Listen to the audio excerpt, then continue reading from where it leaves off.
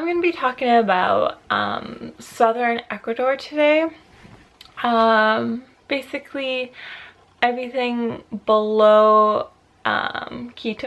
So I took a bus from Peru to Cuenca in Ecuador, and I was in Cuenca for a few days. I went to these cities because I was recommended to go to these cities, but honestly, when I got to Cuenca, like I think there's a national park that I missed that I should have done, but I just walked around a lot, and there's beautiful churches, probably the most churches I've ever seen in my life in one city, and they're all so beautiful. But besides that, I didn't really think there was much to do in Cuenca. Besides, Cuenca is just really fun to say. After Cuenca, I was reading all about, like, one of the top things I wanted to do in Ecuador was go to this, it's a train in this valley, and it's highly recommended by everyone. And it's just like, it's not a very long train ride, but I was reading articles about you could sit on the roof and it's a beautiful view. It's supposed to be the most beautiful view in the world. So I went to this small town, and it only goes a few days a week, and I got there a few days early, and so I went, and no one really knew. Like, I went to the tourist office in this little small town. I was like, what's there to do? And they're like, just go to the train, just do the train. They're like, no, there's nothing else to do apparently, because they're just like, I was like, why is there a tourist office if they just told me to go to the train? Anyway, so I was really disappointed with this little town. So I had a few days to kill before I did the train. I did a walk, like a hike that kind of went along the train tracks, and I kind of saw the view, and I kind of heard more about the train ride. And apparently they won't let you sit on the roof anymore because people got decapitated, tourists did. And I was like, oh, well, that was why I wanted to go on this train ride, was so I could sit on the roof. So the day that, I think it was a Wednesday, on the Wednesday that you could actually go on it, I just left town and I didn't do it. I have no regrets for not doing it. It was like $25 to go on the train ride, which isn't much, and I was there, but I just didn't think it was worth it because I had already done the hike. I saw the views, and I didn't want to be sitting in the train the whole time. But it is a cute little town, but I don't think it's, if I'm not sitting on the roof of the train, like, I know it's not safe, but I just didn't want to do it. So after that little town, I went to Banos, and this whole time I was kind of traveling by myself. Like, I'd meet people and hang out with them for the day, but no one really was like traveling with me. And this later changes where people would actually be traveling the same direction and we would go together, which is a lot more fun. But at this point I was kind of like bummed out because no one was with me, but I was still having a blast. So I go to Banos, and I heard, again, really cool things about Banos. And I looked up online, like, places to stay, and I found this really cheap hotel. It said it was $6 a night. So I go to the hotel, and I had to lug my backpack and stuff in. It was kind of on the opposite side of town. And there's plenty, Banos is like the touristy place, and it's even touristy for, like, Ecuadorians and other South Americans go to Banos to vacation. So it's even touristy, not only for like obviously other South Americans are foreigners, but like it's a touristy place for everyone. And I went to this hotel, and it's Carolina's Hotel Inn or something, and I walk up, and they wanted, I guess I didn't realize it was a hotel. I thought it was more like a hostel, and I walk up and I asked them like how much a room was, and it stated the list price in all of Ecuador of a hotel should be listed somewhere. So it was listed as $10 a night. And I knew there were some hostels that were just down the street that were like $7 or $8. So I went in and asked how much it was gonna be, and he said $10 a night, and I was like, will you do 6? And he's like, no, 10, and he was not gonna like barter with me at all. So you have to go up these stairs, and so I went down the stairs, and downstairs there's a restaurant owned by the hotel. And this lady, she must have been the owner, she must have been Carolina. She came out and she's like, "Why are you leaving?" And I was like, I want to get it for 6, and he wouldn't do it. He only did 10. And she's like, no, you come back up. We'll do it for 6. So I got, like, 6 is really cheap. Like, usually it's like $8 or whatever. So I was just kind of, but I knew there's other places that were $8, so I wasn't really fighting it. I was like, okay, I will just go to the other place. So she brings me up, she shows me the room. I have my own twin bed, I have my own TV, I have my own bathroom, and I basically stayed in Banos for, I only was gonna stay there for a few days, but I stayed there for like a week because I just loved like the room in general, and I love Banos. So some things there is to do in Banos. There's a hot springs that are really popular. There's a waterfall that you can see throughout the city, which got set on fire when I was there, which was kind of cool. But I got the waterfall, like the woods around the waterfall got set on fire. So I had chosen that night to go to the hot springs that is next to the waterfall, which is the most convenient to get to.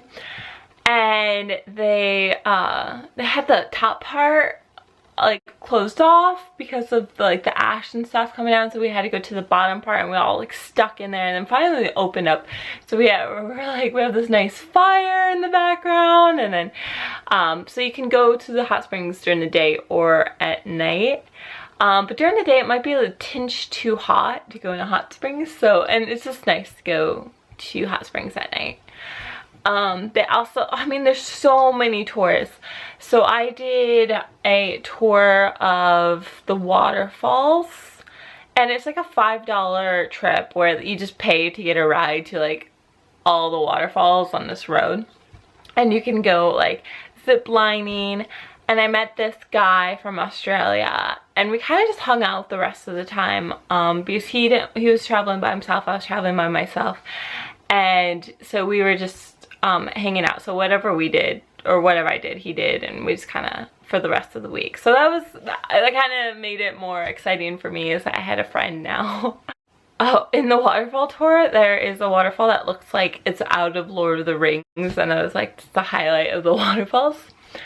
So the Australian guy and I, we also went up to, it's like a tree house, and it's like this swing at the end of the earth or whatever, because if you take pictures, it's like a tree house, and then there's like 2 swings, and if you take pictures on the swings, it looks like you're like swinging off of a cliff.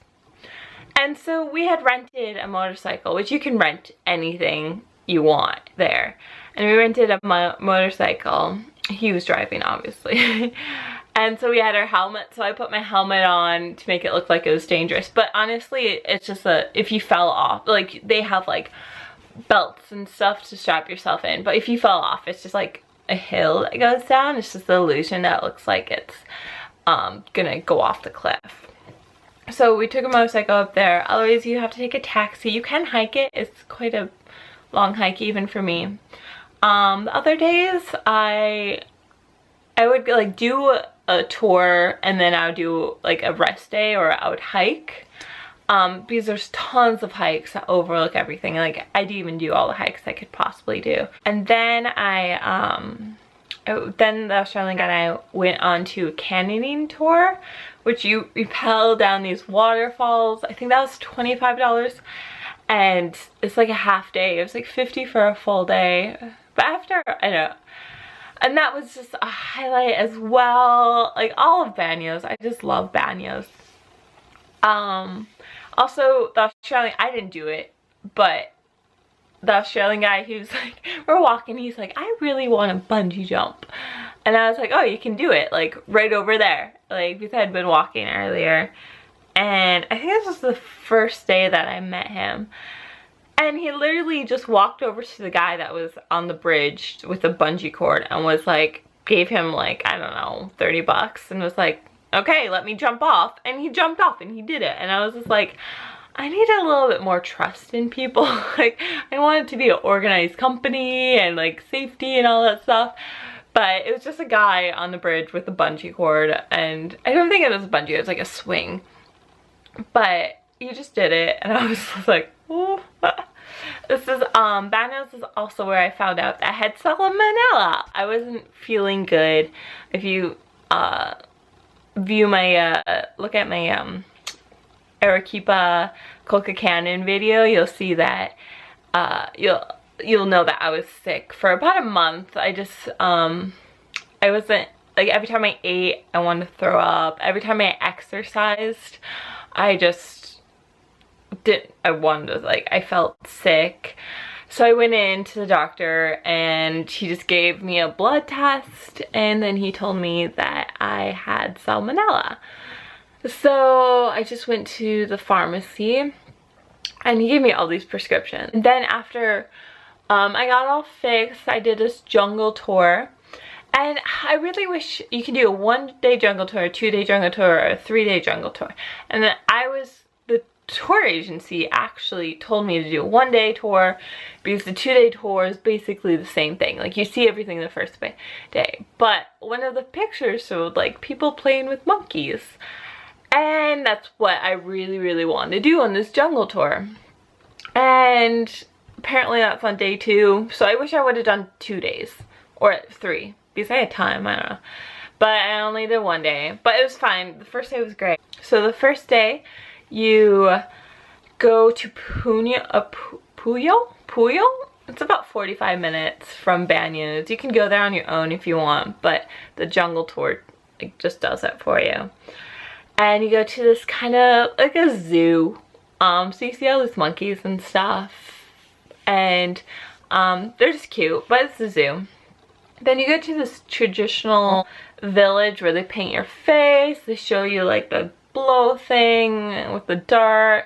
They try to sell you jewelry. And then you go down a river in a boat to where you have lunch. And then you have lunch, then you hike up next to the lunch area. You just hike up this hill, and they have, okay, so they have this Banos, they have this famous swing that everyone talks about with the tree house and the swing over that I talked about earlier. But this swing is much more hardcore. Like, it's just a string, or swing, it's a string, a rope. It's a rope with a board on it, no belt, no anything, and you go, and the guy pushes you off, and if you fall, you die. Like, it is like just a cliff. And it's, the safety standards aren't there, and it's way more exciting than the swing that everyone talks about. Like, this one is the shit swing. And that's at your lunch spot, and then after lunch you hike a waterfall, and then your day's done. Then they bring you back to Banos.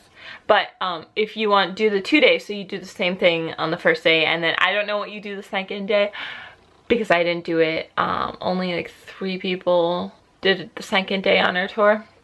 I wish I would have done, but you would have slept overnight at the same spot that we had lunch. So you get to go swing out all you want.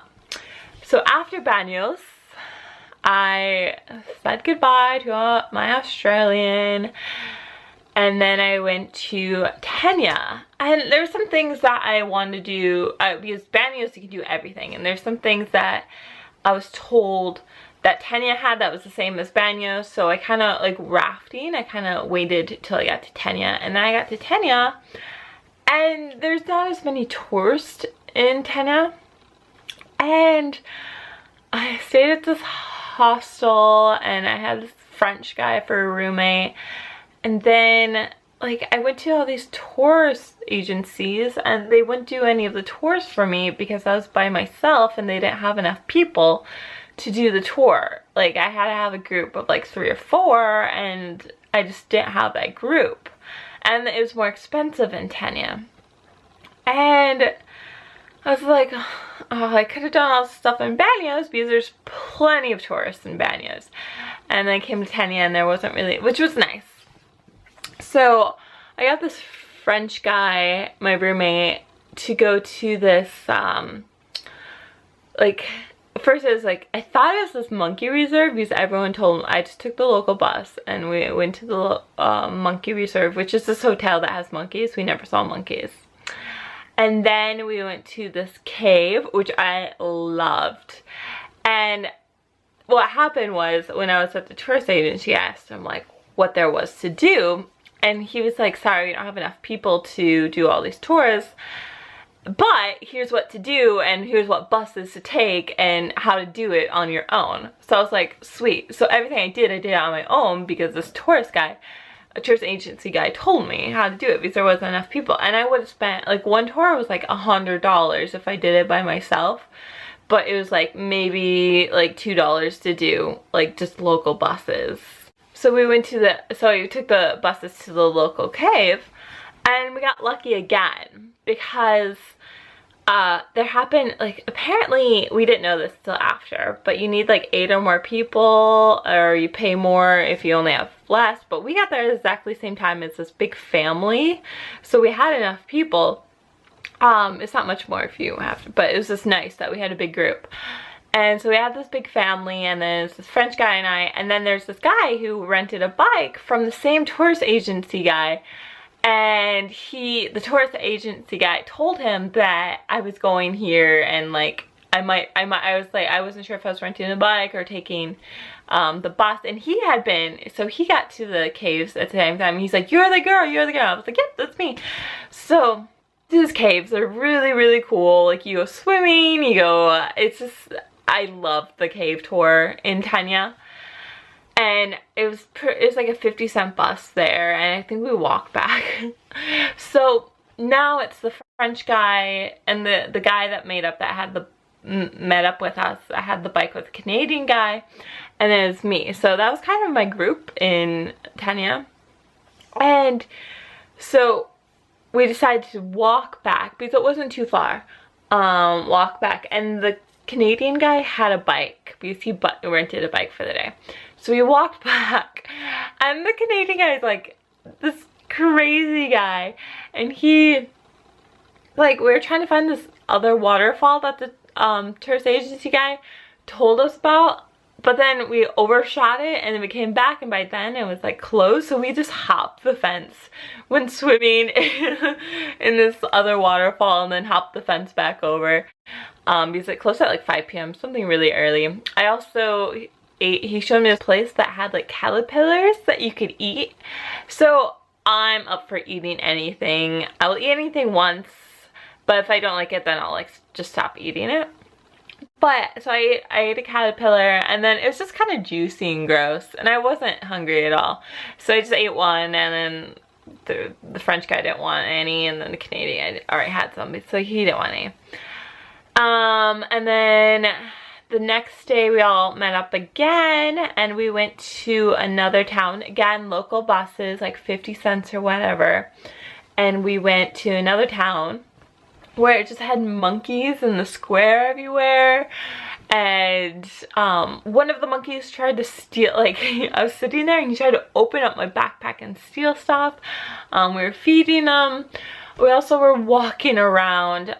They want to kind of do, in this town, you can kind of do like what I did Banos, a jungle tour where you go to a traditional village, but I had already done it.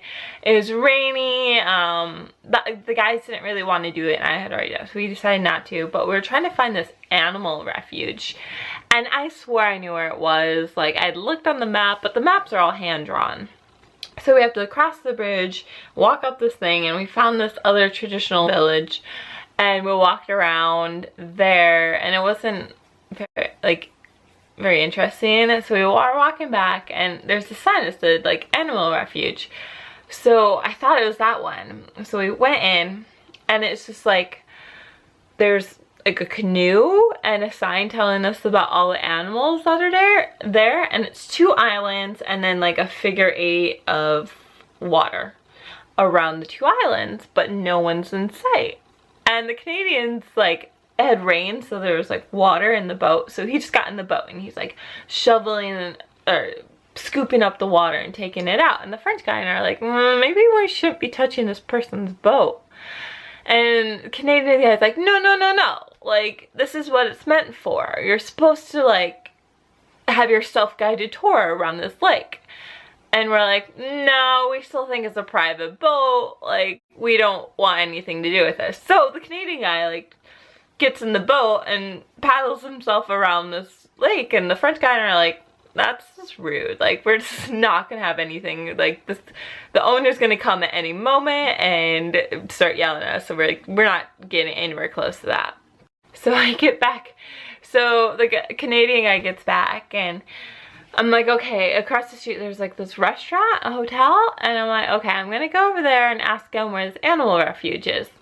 So we go across and I'm talking to like a waiter at this restaurant, and I was like, oh, well, he's like, that's miles and miles away, and I was like, oh, shoot. And then I was like, I'll just ask him about the boats. I'm like, the thing across the road, like, what's up with the boats? Can anyone do that? And he's like, yeah, just take the boat, like, no problem. And then the French guy and I were like in awe. We're like, really? The Canadian was right the whole time? We thought he was like stealing this boat. So we go back across and the Canadian guy like takes us around the islands, and you see little monkeys in the trees, and it was so cool. I'm so glad that the Canadian guy was there, because I would have never thought that the boat was there just for people to take around this island with monkeys. But that's South America for you. Big people do that. And then the third day, or maybe it was fourth, we went to another place the tourist agency guy recommended. And it's quite a bit of, it's a more of a walk, but you take the early bus and then you walk back. And I made the mistake of not taking any food, but so we walked for quite a bit, and then you get there and I was just like, will you make us lunch? Like, please? And it's just this number of springs. And so there's like a lifeguard and everything, and he takes you to each, they're rather cold, but it's hot out, spring. Then he like covers you in mud at this mud bath place, and then he'll take you, there's like 3 springs you can go to. They made us lunch. It's probably the most fun I had, and again, it cost like 50 cents to go there. It might have cost a few bucks to get into the place, but Tena surprised me so much, and I would have never done it if the Canadian and French guy were with me, or were not with me, because I would have just, I don't know, I might have done it, but I wouldn't have had much fun. But it was just a blast, and we did everything very cheap. We didn't do any of the tours, and I just loved it. So after all of that, after Tena, I went to Quito. So that will be my next video. I'll talk about Quito, and yeah, so